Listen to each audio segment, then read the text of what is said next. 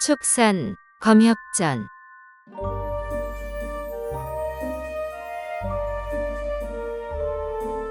57화 여영남과 매화 독침. 의협심을 발한 여영남이 독침으로 도적을 응징하고 원수를 찾던 위풍랑이 비검으로 여영남을 위협하네.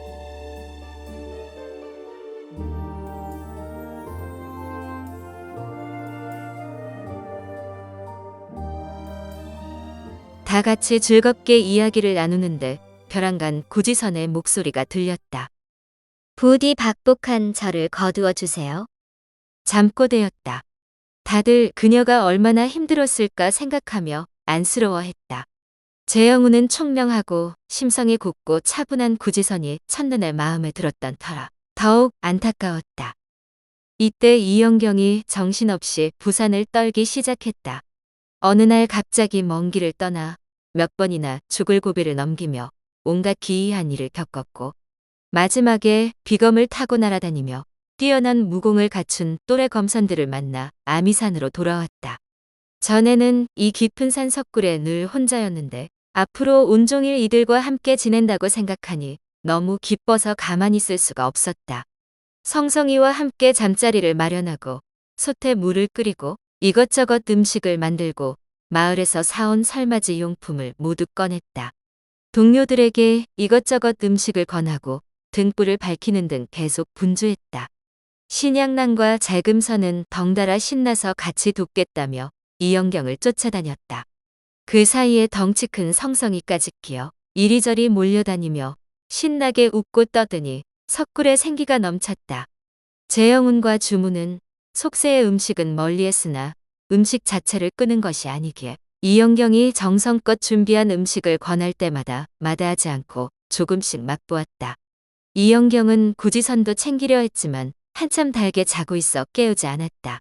오랫동안 잠자리가 편치 못했을 텐데 지난밤을 꼬박 지새운 데다 오는 길도 많이 힘들었을 것이다. 그래서 나중에 먹을 수 있도록 따로 음식을 남겨 따뜻하게 덮여두었다. 그런 후에야 다른 사람들과 둘러앉아 내일 응벽으로 통하는 길을 어떻게 뚫을지 의논했다. 이런저런 이야기를 하다가 우연히 여영남과 친해진 일을 말했는데 재영운도 이 이름을 알고 있었다. 여영남이라면 한경선자 광명과 여의호 광해의 제자이지? 광명은 일찍이 신수비고 위풍랑을 제자로 거두어 평생의 절기를 아낌없이 전수했으나 결국 제 발등을 찍은 꼴이 되었다. 처음에 위풍랑은 매서운 바람과 눈보라가 몰아치는 신강천산 박극에서 광명이 만든 독창적인 천산파 법수를 열심히 익혔다. 그러나 10년 후 사부가 제자를 모아 문파를 빛내라 명했다며 서남부 지역에서 세력을 키우고 온갖 악행을 일삼기 시작했다.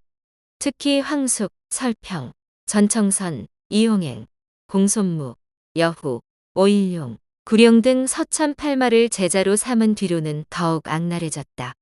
신강에서 이 소식을 들은 광명이 크게 노해 단숨에 사천까지 날아갔다. 이때 위풍랑이 요법으로 사람을 해치는 서장마교의 승려 부르인가를 불러들여 흉계를 꾸몄다. 광명이 찾아오자 위풍랑이 바로 사죄하며 뉘우치는 척하고 숨어있던 부르인가가 몰래 오줌자를 쏜 것이다. 광명은 예상치 못한 공격을 받아 왼팔을 쓰지 못했으나 겨우 도망쳐 목숨은 부지했다. 본래 지고는 못 사는 성미인데 제자에게 당한 터라 좀처럼 분노를 사귈 수 없었다. 그렇다고 제자에게 복수하기는 창피한 일이라 눈과 귀를 닫고 조용히 숨어 지냈다. 사부의 간섭이 사라지자 위풍랑은 하늘 무서운 줄 모르고 날뛰었다. 그러다 도가 지나쳐 지난해 성도 외곽에서 순난인과 차나의 손에 목숨을 잃었다. 그 후 서천팔마는 겁을 집어먹고 청라산으로 숨어들었다. 얼마 뒤 광명이 순난인과 차나에게 서신으로 감사의 뜻을 전했다. 문파의 수치를 처리해 주어 감사합니다. 불행히도 암계에 해당해 죽을 날이 멀지 않았기에 한 가지 부탁을 드리고자 합니다. 제게 제자 둘이 더 있는데 하나는 지극히 평범하나 다른 하나는 자질이 뛰어난 아이입니다. 이름은 여영남이고 지금 광해 밑에서 수련 중이나 아직 불가에 귀의하지 않았습니다. 묘일 부인과 차나대사가 잘 돌보아 주십시오. 여영남은 어려서 부모를 잃고 친척 집에 얹혀 살다가 6살 무렵에 쫓겨났다. 눈길에서 정신을 잃고 쓰러졌는데 눈을 떠보니 따뜻한 동굴이고 두 여승의 보살핌을 받고 있었다. 둘 중 나이가 많은 쪽이 광명이고 적은 쪽이 광해였다. 광명이 여영남을 제자로 거두었고 며칠 후 본인 거처로 돌아가는 광해가 작별 인사를 하며 이렇게 말했다. 자질이 훌륭한 아이인데 위풍랑처럼 또 엇나가지 않을까 걱정입니다. 광명이 한숨을 푹 내쉬었다. 왜 아니겠나? 말 나온 김에 사매가 데려가시게. 어쨌든 내가 저 아이 목숨을 구했으니 기명 제자로만 삼겠네. 영남아, 사붓게 절을 올리거라. 여영남이 예를 갖추고 일어나자 광해가 기다렸다는 듯 승복자락을 펼쳐 품에 안았다. 여영남은 답답해도 가만히 참고 있다가 갑자기 공기가 차가워지자 살며시 옷자락을 들추어 밖을 내다보았다. 세상에, 이럴 수가.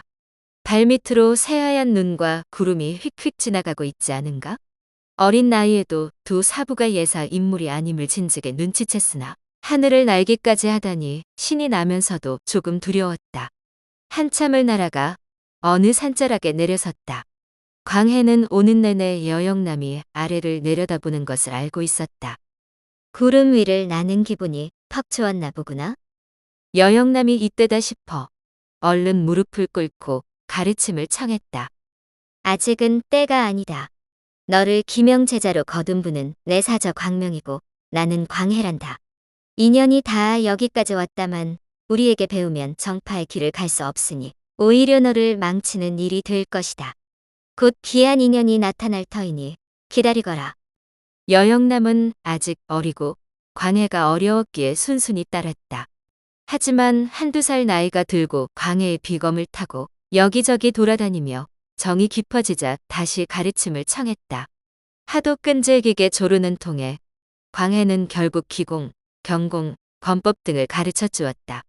몇 년 후에는 비검을 날려 30리 밖에 목숨을 거두는 것이며 매화 독침을 날리는 것까지 가르쳐 달라고 졸랐다. 하지만 이번에는 통하지 않았다. 대신 검술의 기본인 운기 주식법을 알려주마. 아미파버색에 배운 비법인데 내 방식과는 사뭇 다르단다. 나의 도법은 욕망을 제대로 다스리지 못한 탓에 정도라 할 수 없단다. 너는 훌륭한 자질을 타고났으니 꼭 정파에 입문해야 한다. 그래도 가르쳐 주세요. 꼭 배우고 싶어요. 거참, 보는 족족 배우고 싶어 안달이구나. 매화 독침이 위급할 때 요긴 하기는 하지. 다행히 내가 익힌 운기법에 지장을 주지 않고 꼭 배우고 싶다니. 좋다. 가르쳐 주마. 여영남은 매화 독침을 배운 지 얼마 지나지 않아 광해를 따라 사천에 가던 중 표국을 습격해 물건을 약탈하고 표사를 죽이려는 도적들을 보았다. 도저히 참을 수 없어 광해에게 간청했다. 저 도적들을 혼내주세요. 도와줄 사람이 곧 나타날 것이니 내가 신경 쓸 일이 아니다. 사실 저 도적들은 우리와 한 식구란다. 이 말과 동시에 웬 사내가 불쑥 나타나 대화로 좋게 해결하려 했으나 도적들이 아랑곳하지 않고 바로 공격했다. 사내는 무공이 뛰어난 편이었지만 혼자 여럿을 상대하려니 점점 수세에 몰렸다. 이때 더는 지켜볼 수 없던 여영남이 몰래 매화 독침을 날려 도적놈 하나를 쓰러뜨렸다. 그러자 광해가 여영남을 낚아채 황급히 자리를 떠났다. 걸핏하면 사고를 치는구나. 사내가 밀리기는 했지만 곧 다른 고수가 올 것인데 왜 쓸데없이 나서서 문제를 만드는 것이냐. 잘 들어라. 사나흘 안에 누군가 찾아올 것인데 내가 몸이 좋지 않아 열흘 전부터 줄곧 산에만 있었다고 말할 터이니 그자가 아무리 무례하게 굴어도 절대 손을 쓰면 안 된다. 더 이상 일을 크게 만들면 안 된단 말이다. 알겠느냐? 악랄한 자가 분명하지만 어차피 다른 사람 손에 죽을 목숨이니 신경 쓸 필요 없다.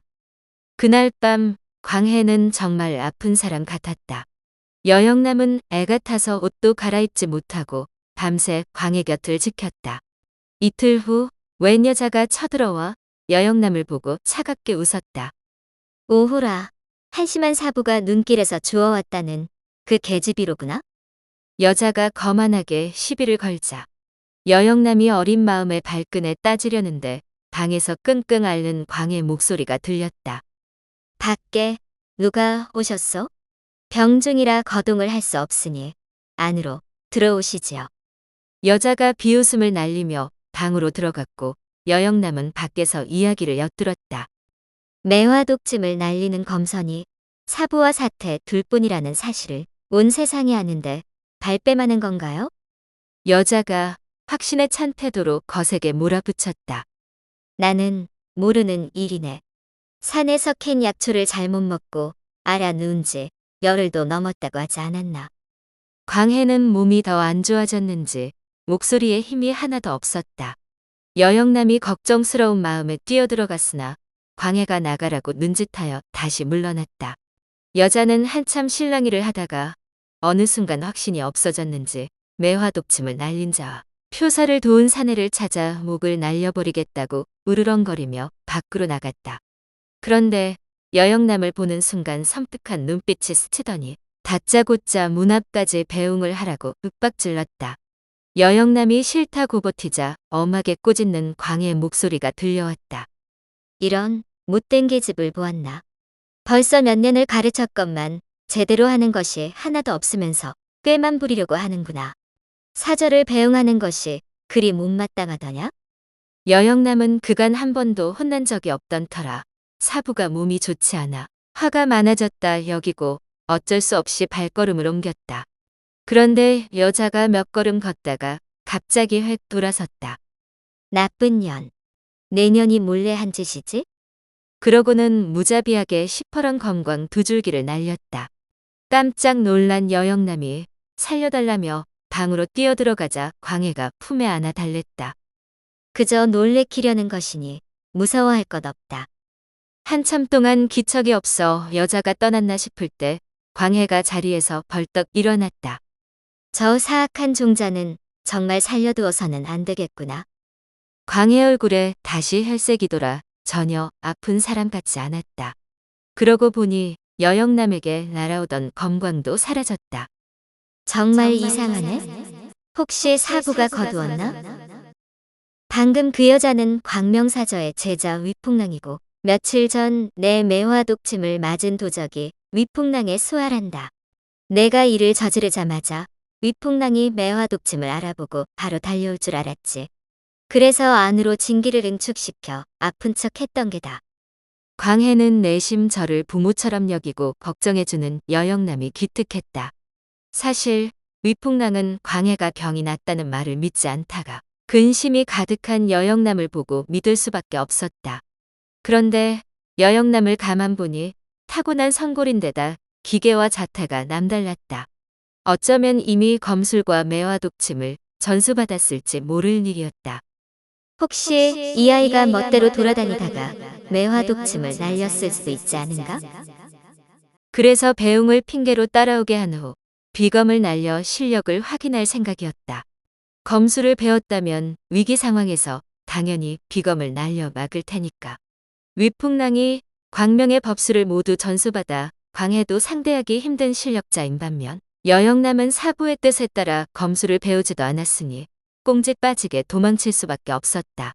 위풍랑이 악하기는 해도 검술을 모르는 사람을 해친 적은 없기에 더 이상 독수를 쓰지 않았다. 결국 광해와 여영남이 산을 떠나지 않았다고 믿고 다시 원수를 찾으러 떠났다.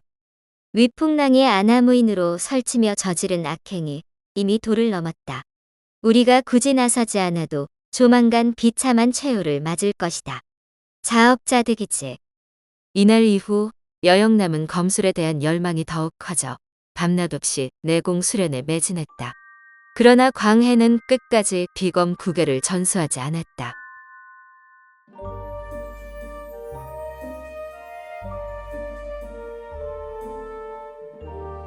다음 화에서 이어집니다.